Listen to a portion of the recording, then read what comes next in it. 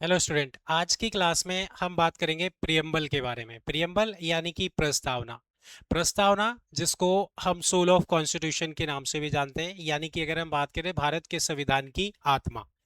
अब हम सबसे पहले हमारे प्रियम्बल की बात करें, हमारे प्रस्तावना की बात करें, तो आपने देखा होगा जितनी भी एनसीईआरटी बुक है, अगर आपने उस एनसीईआरटी बुक में देखा होगा तो स्टार्टिंग के पेज में आपको नजर आएगा कि स्टार्टिंग के पेज में आपको क्या देखने को मिलेगा। तो इस तरीके का आपको ये देखने को मिलेगा कि भाई जो भारत का संविधान है, इंग्लिश और हिंदी दोनों में देखने को मिलेगा। तो ये एक्चुअल में हमारे देश का क्या है? प्रियम्बल है। प्रियम्बल, सोल ऑफ कॉन्स्टिट्यूशन, हमारे संविधान की आत्मा।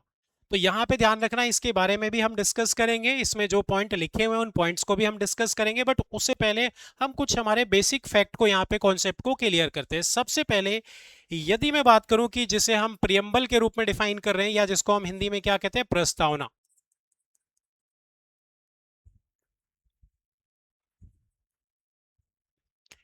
तो ये जो प्रियम्बल है या फिर जिसको हम प्रस्तावना के रूप में डिफाइन कर रहे हैं, एक्चुअली ये जो प्रियम्बल है, इसका जो कॉन्सेप्ट है, इसका जो कॉन्सेप्ट है, कॉन्सेप्ट,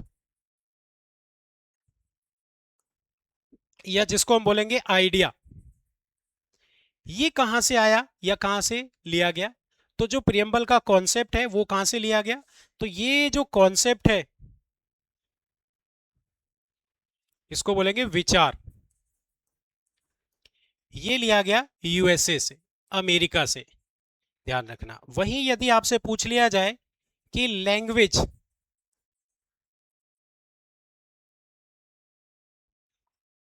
लैंग्वेज यानी कि भाषा, भाषा, ये भाषा कहां से ली गई है, किस देश से ली गई है? तो आप क्या बोलोगे? ऑस्ट्रेलिया।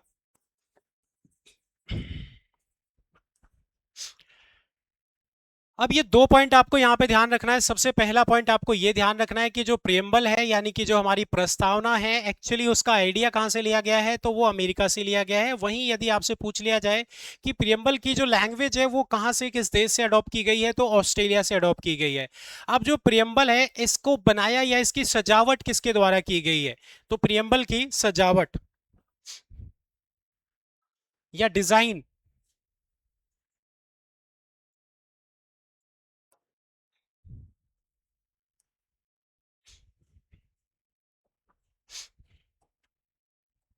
डिजाइन,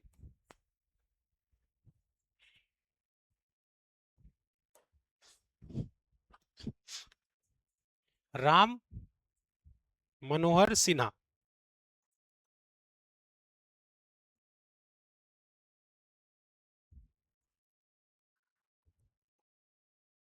राम मनोहर सिन्हा, जिनके द्वारा यदि हम बात करें जो प्रियम्बल है उसे डिजाइन किया गया है, प्रियम्बल की सजावट की गई है। अब यदि आपको नहीं मालूम तो मैं आपको बताना चाहता हूं कि जो ऑब्जेक्टिव रेजोल्यूशन 13 दिसंबर 1946 में, यदि मैं बात करूं, जो कॉन्स्टिट्यूशन यहां पे असेंबली बनाई गई थी, उसके जो तीसरे मीटिंग में डिसाइड किया गया था, पंडित जवाहरलाल नेहरू के द्वारा यहां पर इसे अनाउंस किया गया था। ध्यान रखना। तो जिसे हम उद्देश्य प्रस्ताव के रूप में डिफाइन करते हैं, ऑब्जेक्टिव रेजोल्यूशन के रूप में डिफाइन करते हैं, ये आपको समझ में आ गया होगा। इसके बाद हम बात करते हैं उद्देश्य प्रस्ताव। उद्देश्य प्रस्ताव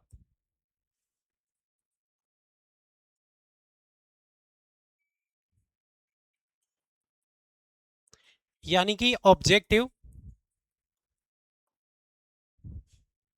रेजोल्यूशन। अब जो ये ऑब्जेक्टिव रेजोल्यूशन है, एक्चुअली ये पेश कब किया गया था? तो ये किया गया था 13 दिसंबर 1946 में। किसके द्वारा? किसके द्वारा? पंडित जवाहरलाल नेहरू जी के द्वारा।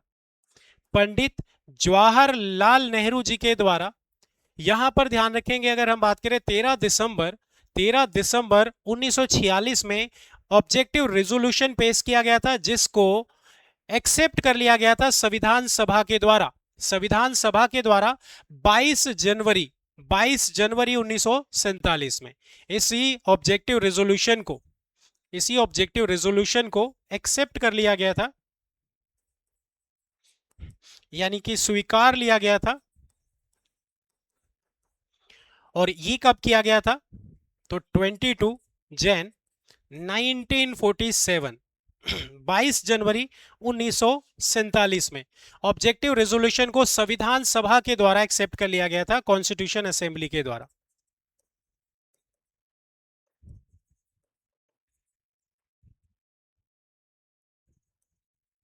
कॉन्स्टिट्यूशन असेंबली के द्वारा, या जिसको हम बोलेंगे संविधान सभा, सभा के द्वारा इसे स्वीकार लिया गया था। अब यही ऑब्जेक्टिव रेजोल्यूशन बाद में चलकर क्या बन गया? प्रियम्बल बन गया। बाद में ये जाके क्या बन गया? प्रियम्बल बन गया। और यदि मैं बात करूं कि जब आप उस प्रियम्बल को देखते हो तो वो बेसिकली आपको एक डेट नजर आती है, ध्यान रखना, 26 नवंबर 1949। 26 नवंबर 1949, ये देख लो, ये संस्कृत में लिखा हुआ है। तो ये 26 नवंबर 1949। तो यदि मैं बात करूं कि इसी ऑब्जेक्टिव रेजोल्यूशन को यदि मैं प्रियम्बल की बात करूं, यानी कि प्रस्तावना,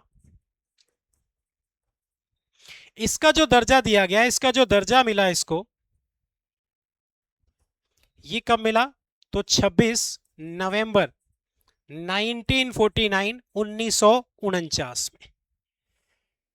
तो इस प्रकार से जो हमारा ऑब्जेक्टिव रेजोल्यूशन, जिसको कभी 13 दिसंबर 1946 में पंडित जवाहरलाल नेहरू के द्वारा पेश किया गया था संविधान सभा में, उसी को आगे चलकर एक्सेप्ट कर लिया गया, स्वीकार कर लिया गया। किसके रूप में? तो ऑब्जेक्टिव रेजोल्यूशन के रूप में इसे एक्सेप्ट कर लिया गया।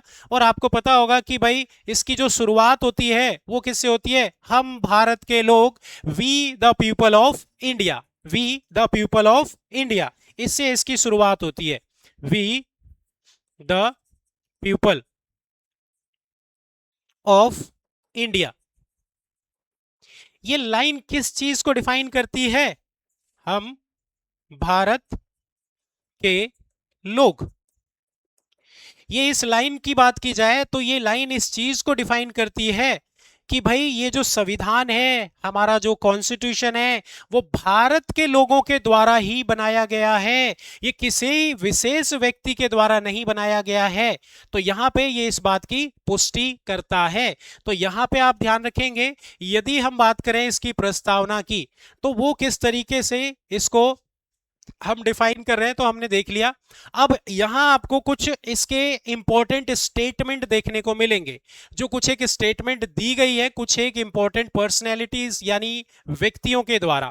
तो हम उसको यहां पे डिफाइन करते हैं और उन स्टेटमेंट को यहां पर आपके सामने पेश किया जाएगा। उसको आप यहां पे ध्यान रखेंगे, नोट कर लेंगे। ये आपके सामने कुछ स्टेटमेंट्स हैं, ये आपके सामने आ गया स्टेटमेंट। सबसे पहले, identity card of constitution, identity card of constitution, संविधान का पहचान पत्र, संविधान का पहचान पत्र, ये किसने कहा है? संविधान का पहचान पत्र ये किसने कहा है? तो क्या बोलोगे? एन ए पालकी वाला, एन ए पालकी वाला, जो कि बेसिकली अगर हम बात करें संविधान विशेषज्ञ थे, कॉन्स्टिट्यूशनल एक्सपर्ट थे। और इसके बाद यदि हम बात करें horoscope of our sovereign democratic republic, ये किसके द्वारा? तो यहां पे के एम मुंशी जी के द्वारा बोला गया कि हमारे संप्रभु लोकतांत्रिक गणराज्य की ये क्या है? जन्म कुंडली है। संविधान की जन्म कुंडली बताई गई प्रस्तावना को, और ये जन्म कुंडली किसके द्वारा बताई गई? तो के एम मुंशी जी के द्वारा बताई गई, के एम मुंशी जी के द्वारा बताई गई। वहीं सोल ऑफ कॉन्स्टिट्यूशन, संविधान की आत्मा, पंडित ठाकुर दास जी के द्वारा बताया गया, पंडित ठाकुर दास जी के द्वारा इसको बताया गया। और ये कौन थे? संविधान सभा के सदस्य थे। ये कौन थे? संविधान सभा के सदस्य थे। वहीं यदि हम बात करें तो अगली जो स्टेटमेंट है वो क्या बोला गया? की नोट ऑफ द कॉन्स्टिट्यूशन, ये बेसिकली क्या है? संविधान की मुख्य बात, संविधान की मुख्य बात है ये। Sir Ernest Barker, sir Ernest Barker के द्वारा इसे डिफाइन किया गया है, ध्यान रखना। तो यहां ये 4 स्टेटमेंट आपके सामने पेश की गई और उन 4 स्टेटमेंट को हम यहां पर देख के समझेंगे और हमें ये पता चलेगा कि भाई ये स्टेटमेंट किससे रिलेटेड है, तो हमारे उस प्रियम्बल से संबंधित है, प्रियम्बल से संबंधित है। अब उसके बाद आ जाते हैं हम हमारे संविधान के बारे में और बेसिक फैक्ट समझते हैं, ध्यान रखना। जब भारत का संविधान लागू कर दिया गया तब यहां पर हमारे सामने 1960 में 1960 में 1960 में 1960 में एक केस आता है और उस केस को हम क्या बोलते हैं, बेरूवादी मामला। उसको क्या बोलते हैं, बेरूवादी मामला। अब ये जो बेरूवादी मामला है, यहां पर अगर हम बात करें तो ये क्या है, बेरूवानी मामला। देख लो इस तरीके से, बेरूवानी मामला। अब जो ये बेरूवानी मामला है, यहां पर ये इसके अंतर्गत, ये जो बेरूवानी मामला है इसके तहत, और इसके बाद यहां पे ये क्या बोला गया कि यहां पे ये पूछा गया कि जो संविधान है क्या ये बेसिकली किसका पार्ट है या नहीं, संविधान में अमेंडमेंट किया जा सकता है कि नहीं किया जा सकता है, इसके बारे में यहां पे हम इसको समझेंगे, ध्यान रखना। ठीक है, तो ये बेरूवानी जो की द्वारा, उनके द्वारा यहां पर इसकी पेशकश की गई और इस बेरूवानी मामले में हमें दो चीजें देखने को मिली। पहली ये कि इस मामले से ये कहा गया सुप्रीम कोर्ट के द्वारा, किसके द्वारा, सुप्रीम कोर्ट के द्वारा किया कहा गया कि जो प्रस्तावना है वो संविधान का भाग नहीं है। इसमें क्या बोला गया, प्रस्तावना, प्रस्तावना संविधान का भाग नहीं है, नहीं है। प्रस्तावना संविधान का भाग नहीं है। Constitution is not a part of, ध्यान रखना, यदि हम बात करें जो प्रियम्बल है, preamble is not a part of constitution, और हम इसमें संशोधन भी नहीं कर सकते, और इसमें इसमें संशोधन यानी कि अमेंडमेंट नहीं किया जा सकता, नहीं किया जा सकता।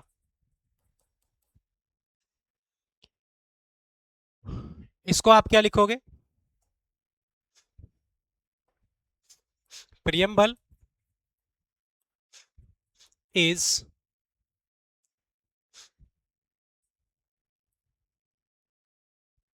Not a part of constitution. ठीक है, अब ये जो बेरूवानी मामला है, इसके बाद यहां पे ये पुष्टि कर दी गई कि भाई अब यहां पे ध्यान रखना सुप्रीम कोर्ट के द्वारा कि जो संविधान है उसकी जो प्रियम्बल प्रस्तावना है उसमें कोई संशोधन नहीं किया जा सकता। क्यों, क्योंकि ये बेसिकली ध्यान रखना संविधान का पार्ट ही नहीं है। उसके बाद एक और केस आता है केशवानंद भारती। अब जो केशवानंद भारती है ये कब, तो 1973 में, 1973 में, 1973 में, 1973 में Keshavananda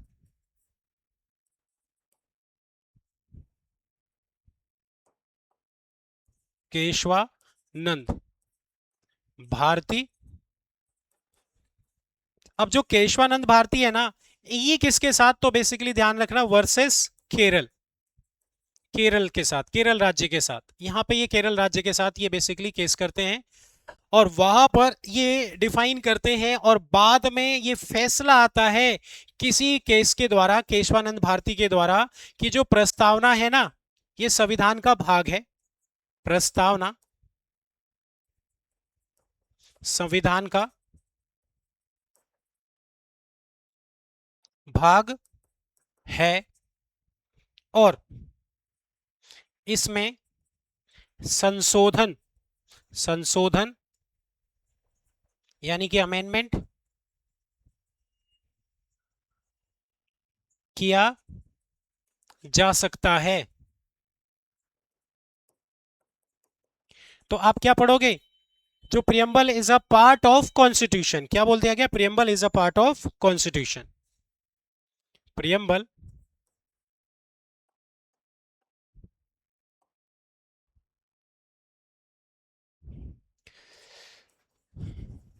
preamble is part of constitution. तो यानी कि जो संविधान है वो किसका पार्ट है? तो सभी जो प्रस्तावना है वो संविधान का पार्ट है। प्रस्तावना जो है वो संविधान का पार्ट है। तो इससे हमें इस बात की पुष्टि की गई कि हम भारत के जो प्रियम्बल है, संविधान का जो प्रियम्बल है, उसमें हम क्या कर सकते हैं? उसमें हम संशोधन कर सकते हैं। और आपको अगर याद हो कि भारत के जो प्रियम्बल है उसमें केवल एक ही बार संशोधन किया गया है। प्रस्तावना में अब तक कितनी बार अमेंडमेंट किया गया है? तो केवल एक बार किया गया है, ध्यान रखना। प्रस्तावना में प्रस्तावना में केवल एक बार संशोधन यानी कि अमेंडमेंट किया गया है। और वो किस नाम से जाना जाता है? 42वां संशोधन।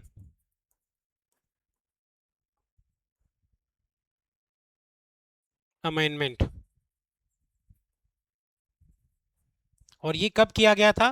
तो 1976 में, 1976 में एक ही बार संशोधन किया गया है और ये 42वें संशोधन के नाम से जाना जाता है। ये 42वां संविधान संशोधन, 42वां संविधान संशोधन, यानी 42nd कॉन्स्टिट्यूशन अमेंडमेंट के नाम से डिफाइन किया जाता है। कब? तो 1976 में किया गया था। और जब इस अमेंडमेंट को किया गया था तो उस अमेंडमेंट के जरिए यदि हम बात करें तो जो हमारा प्रियम्बल है उस प्रियम्बल में 3 वर्ड जोड़े गए थे, 3 वर्ड शामिल किए गए थे, जिसको हम सोशलिस्ट, सेक्युलर और इंटीग्रिटी के नाम से डिफाइन करते हैं। किससे? सोशलिस्ट, सेक्युलर और इंटीग्रिटी के नाम से डिफाइन करते हैं। ध्यान रखना, ये जो संशोधन किया गया था, इस संशोधन के जरिए सोशलिस्ट, सेक्युलर एंड इंटीग्रेट,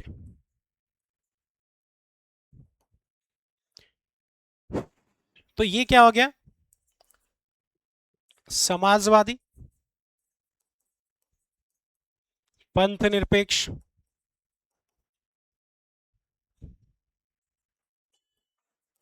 और ये क्या हो गया? अखंडता। अखंडता। तो भारत में बेसिकली अगर हम बात करें तो आप जब देखोगे तो इनको जो बेसिकली ऐड किया गया है हमारे उसमें जो पहला पैरा होगा उसमें ये दोनों चीजें, प्रथम पैरा, फर्स्ट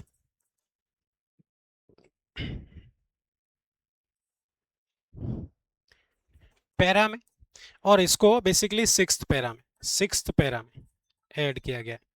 इसको सिक्स्थ पैरा में ऐड किया गया है, ध्यान रखना। ठीक है, तो ये 3 शब्द जोड़े गए हैं, 3 वर्ड जोड़े गए हैं इस संशोधन के द्वारा, यानी कि अगर हम बात करें 42वें संशोधन के द्वारा। इसके साथ साथ ध्यान रखना, ये जो संशोधन किया गया था, इसके अलावा इसी संशोधन में 10 फंडामेंटल ड्यूटीज को भी ऐड किया गया था। ध्यान रखना, 10 फंडामेंटल ड्यूटीज को भी ऐड किया गया था। किसमें? तो 51A कॉन्स्टिट्यूशन के तहत, वो आर्टिकल के अंतर्गत, ध्यान रखना 51A आर्टिकल के अंतर्गत इसको ऐड किया गया था। ठीक है, तो यहां पर आप इसको एक बार नोट कर लें फटाफट से, इसके बाद हम बात करते हैं, ध्यान रखना। ठीक है, तो बेसिकली अगर हम बात करें कि जो प्रस्तावना है उसमें जो सबसे पहले, अब अगर आपसे वो जो बात करेगा कि प्रस्तावना में, प्रियम्बल में जो न्याय है यानी कि जस्टिस है, वो जस्टिस कितने प्रकार का जस्टिस है, प्रस्तावना में जस्टिस कितने प्रकार का है, तो वो कैसे आप डिफाइन करोगे? ये लिख लिया होगा तो आपने। चलो आगे बात करते हैं। प्रस्तावना में न्याय, न्याय यानी कि जस्टिस। अब ये जस्टिस कितने प्रकार का है, तो जस्टिस जो है ये कितने प्रकार का है, तीन प्रकार का, तीन प्रकार का। अब तीन प्रकार का जस्टिस कौन कौन सा है, तो यहां पे ध्यान रखना, सामाजिक, आर्थिक और राजनीतिक, सोशलिस्ट, इकोनॉमिक और पॉलिटिकल। अब इसको आप चाहो तो यहां से भी इसको समझ सकते हो, ध्यान रखना, ये जो अभी हमने प्रियम्बल देखा था ना, इससे भी आपको आइडिया लगेगा। तो ये देखो, ये रहा कि भाई जो बेसिकली अगर हम लोग बात करें कि जो न्याय है यानी कि जस्टिस, ये कितने प्रकार का है, पहला सामाजिक, दूसरा आर्थिक और तीसरा राजनीतिक। इसी प्रकार से अगर मैं स्वतंत्रता की बात करूं, फ्रीडम कितने प्रकार की होती है, तो एक विचार, दूसरा अभिव्यक्ति की स्वतंत्रता, विश्वास की स्वतंत्रता, धर्म की स्वतंत्रता और उपासना यानी कि फर्स्ट या आप किस देवता को मानना चाहते हो उसकी भी स्वतंत्रता है हमारे देश में। इसके बाद यदि हम बात करें कि जो समता है, इक्वेलिटी है, वो किसकी है, तो प्रतिष्ठा की और अवसर की समानता है। इसके बाद यदि हम बात करें तो ध्यान रखना, यदि अखंडता सुनिश्चित करने की वाली की, बंधुता बढ़ाने की, तो ये बेसिकली ध्यान रखेंगे, ये चीजें आपको पता होना चाहिए। एक सबसे पहले कि जस्टिस कितने प्रकार का होता है, तो आप क्या बोलोगे, तीन प्रकार का जस्टिस होता है। फिर आपसे पूछा जाएगा कि बेसिकली जो लिबर्टी है वो कितने प्रकार की होती है, तो क्या बोलोगे, पांच प्रकार की लिबर्टी है, स्वतंत्रता। फिर पूछा जाएगा कि समानता, इक्वालिटी कितने प्रकार की है, तो आप क्या बोलोगे, इक्वालिटी बेसिकली ध्यान रखना दो प्रकार की है। पूछा जाएगा फर्टिनिटी कितने प्रकार की है, तो बंधुत्वा, तो ये बंधुता कितने प्रकार की है, तो बंधुता एक प्रकार की बंधुता है, एक प्रकार की बंधुता है जिसको हम बेसिकली क्या बोलेंगे, भाईचारे की बंधुता, ध्यान रखना। ठीक है, तो यहां पे आप इसको इस तरीके से लिख सकते हो, यहां हम एक बार इसको लिख भी देते हैं ताकि कंफ्यूजन ना हो कुछ आपको। तो हमने बोला जस्टिस जो है वो कितने प्रकार की है, तीन प्रकार की जस्टिस है, जिसमें एक बेसिकली आपका क्या हो गया, सोशलिस्ट, इकोनॉमिक और political. Socialist, economic and political, political. अब यहां पे सोशलिस्ट समाजवादी और इकोनॉमिक ये सामाजिक हो गया, ये आर्थिक हो गया और ये राजनीतिक हो गया। अब चाहो तो इसको लिख भी सकते हो, ध्यान रखना। ठीक है, ये हो गया सामाजिक,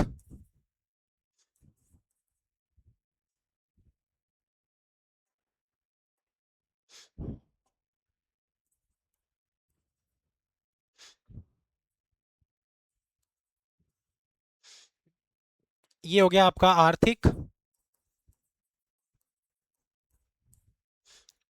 ये हो गया राजनीतिक। ठीक है, न्याय कितने प्रकार की होती है, तो तीन प्रकार की होती है। अब इसमें अगर वो आपसे पूछ ले कि भाई जो प्रस्तावनाओं में न्याय का आदर्श है, जुडिशियल आइडिया जो है वो किससे लिया गया है, न्यायिक आदर्श, वो बेसिकली जुडिशियल आइडिया जो है वो किससे लिया गया है, रूस से लिया गया है, ध्यान रखना। ठीक है, और स्वतंत्रता, समानता एवं बंधुता, ये किससे लिया गया है, तो फ्रांस से लिया गया है। ठीक है, अगर मैं आपसे पूछ लिया जाए कि जो स्वतंत्रता है, लिबर्टी, स्वतंत्रता,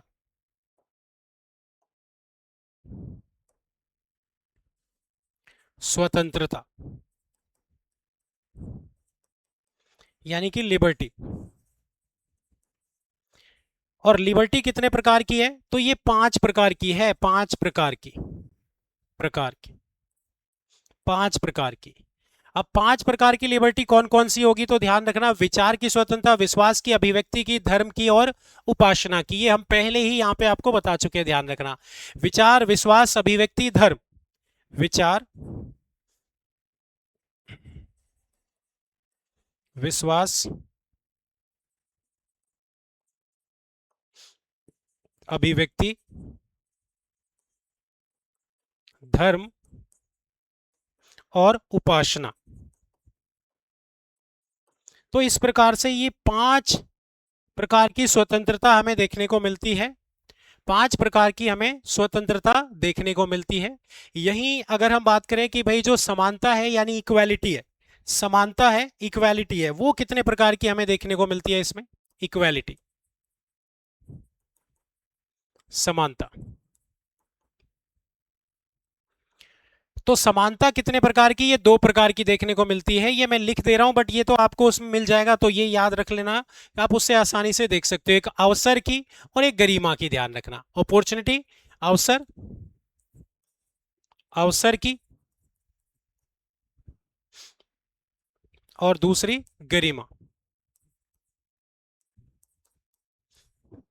अवसर क्या हो गया, अपॉर्चुनिटी। अब इसके बाद यदि हम बात करें, क्या है, फर्टिनिटी। फर्टिनिटी, अब जो बंधुता है, फर्टिनिटी यानी कि बंधुता, भाईचारा। किस चीज की फर्टिनिटी, तो बंधुता, यानी कि अगर हम बात करें फर्टिनिटी, भाईचारा। ठीक है। इसके बाद यदि हम बात करें, अब यहां आपको एक चीज याद रखना है कि प्रस्तावना में जो न्यायिक आदर्श है वो रूस से लिया गया है। प्रस्तावना में न्यायिक आदर्श, प्रस्तावना में न्यायिक आदर्श, ये कहां से लिया गया है, तो रूस से, रूस से। जबकि इसके अलावा यदि हम बात करें स्वतंत्रता की, यदि हम बात करें समानता की और बंधुता की, तो प्रस्तावनाओं में, प्रस्तावना में स्वतंत्रता,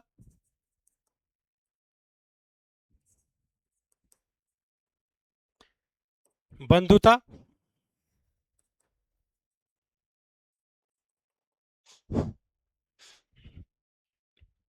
और समानता, और समानता, ये कहां से लिया गया है, तो ये लिया गया है, ध्यान रखना, जैसे ये किससे लिया गया है, तो ये आपके सामने नजर आएगा कि भाई जो प्रस्तावना है उसमें बेसिकली जो न्यायिक आदर्श है, न्यायिक आदर्श बेसिकली हमने कितने प्रकार का देखा, तीन प्रकार का देखा। और ये किससे संबंधित है, तो याद रखेंगे रूस से संबंधित है, रसिया से। इसके अलावा बाकी जितने भी है, चाहे वो स्वतंत्रता की बात करें, चाहे फर्टिनिटी की बात करें, लिबर्टी की बात करें, ये सब बेसिकली किससे, फ्रांस से, फ्रांस से लिया गया है। ये इक्वालिटी, फर्टिनिटी, जिसको बोला जाएगा बंधुता, बंधुता, ध्यान रखना। ठीक है। तो मेन तो आपके सामने बस यही है कि न्याय कितने प्रकार का होता है, तो तीन प्रकार का। फ्रीडम कितने प्रकार का होता है, तो आप क्या बोलोगे, लिबर्टी, यानी कि पांच प्रकार का। और समानता, इक्वालिटी कितने प्रकार का होता है, तो दो प्रकार का होता है। ठीक है। तो भाई ये जो हमारा सेशन था उसमें हमने प्रियम्बल डिस्कस किया, और इसके साथ हमारा ये जो सेशन है वहीं पर समाप्त होगा। और जो भारत का जो प्रियम्बल है, यानी कि हमारे जो कॉन्स्टिट्यूशन की आत्मा है, उसको हमने बखूबी आज की क्लास में कंप्लीट किया है। किसी के डाउट होंगे तो वो यहाँ पे कमेंट सेक्शन में कमेंट करके पूछ सकता है, बाकी फिर हम लोग नेक्स्ट सेशन में डिस्कस करेंगे। धन्यवाद, थैंक यू।